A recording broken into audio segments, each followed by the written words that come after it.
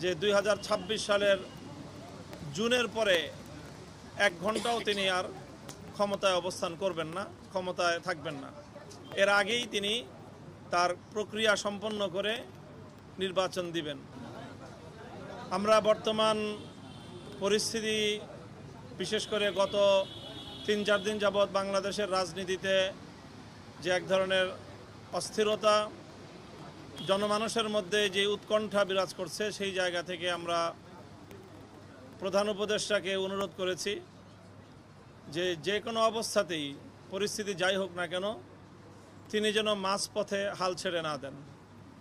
প্রধান উপদেষ্টা আমাদেরকে ব্যাপারে আশ্বস্ত করেছেন যে আমরা যদি সকলে তাকে সহযোগিতা করি তাহলে তিনি চলমান এই যে সংস্কার প্রক্রিয়া, এই সংস্কার প্রক্রিয়ার একটি পর্যায়ে নিয়ে দেশ এবং জাতিকে একটি গন্তব্য পর্যন্ত পৌঁছে দিয়েই তিনি তার দায়িত্ব ক্ষান্ত করবেন এবং একটি সুন্দর, গ্রহণযোগ্য, জাতীয় এবং আন্তর্জাতিক পর্যায়ে সকলের কাছে গ্রহণযোগ্য একটি নির্বাচন জাতিকে তিনি উপহার দিতে চান এবং সেই নির্বাচনের জন্য তিনি তার সর্বোচ্চ যে সময়সীমা তিনি বলিষ্ঠভাবে, স্পষ্ট ভাষায় আমাদের সামনে ব্যক্ত করেছেন, কমিটমেন্ট করেছেন যে 2026 সালের জুনের পরে 1 ঘন্টাও তিনি আর ক্ষমতায় অবস্থান করবেন না, ক্ষমতায় থাকবেন না।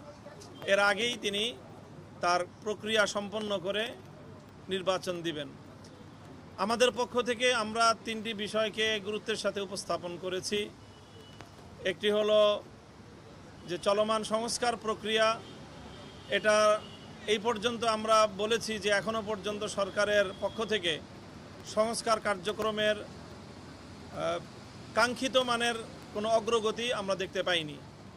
এ বিষয়টা আমরা আমাদের উদ্বেগের কথা জানিয়েছি যে এইভাবে অনিশ্চিত গন্তব্যের দিকে যাওয়া ঠিক নয়, বরং সংস্কার কতটুকু হচ্ছে, কতটুকু হবে সেই বিষয়ে সুস্পষ্ট, অতি দ্রুত, অনতিবিলম্বেই সংস্কারের বিষয়টাকে জাতির সামনে স্পষ্ট করা উচিত যে সরকার কতটুকু সংস্কার করছে।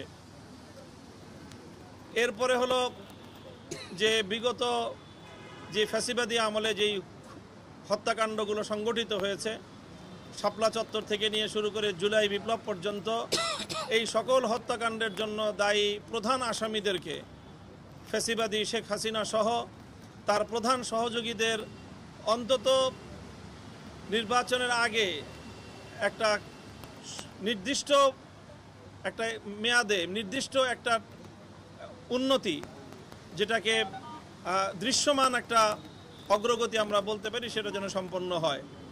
এ বিষয়ে আশ্বস্ত করেছেন যে অতি দ্রুতই ইনশাল্লাহ এমন একটি আমরা সংবাদ পাব, যার মাধ্যমে আমরা আশা করি যে ফ্যাসিবাদী আমলের এই খুনি হত্যাকারীদের অন্তত 2-4টা মামলায়ও বিচার কার্যক্রম সম্পন্ন হবে এবং অনতিবিলম্বে তার ট্রায়াল শুরু হবে এবং সেই ট্রায়ালের মাধ্যমে সেই বিচার সম্পন্ন হবে। এই বিষয়ে আশ্বস্ত করেছেন।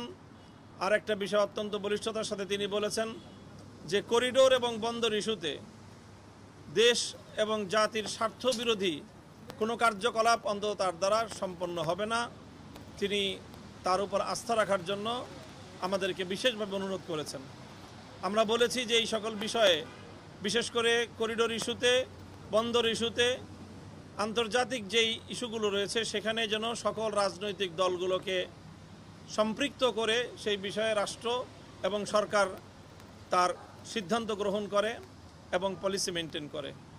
এবং আমরা এটাও বলেছি যে রাজনৈতিক দলগুলোর সাথে যে সরকারের একটা দূরত্ব তৈরি হয়েছে, যেখান থেকে জাতীয় একটা উদ্বেগ তৈরি হয়, সেই জায়গাটাতেও যেন আরও বেশি পরিমাণ এবং আরও ঘন ঘন রাজনৈতিক দলগুলোর সাথে যেন প্রধান উপদেষ্টার সরাসরি অন্তর্ভুক্তিমূলক এরকম বৈঠক এবং আলাপ আলোচনা হতে পারে, সে বিষয়টাও তিনি বিশেষভাবে আন্তরিকতার সাথে নিয়েছেন। আর আমাদের বিশেষ দলীয় একটা বিষয় ছিল হেফাজতে ইসলামের মামলাগুলো প্রত্যাহারের বিষয়ে। আমরা বিগত মে মাসের 3 তারিখ মহাসমাবেশ থেকে 2 মাসের একটা আলটিমেটাম দিয়েছিলাম।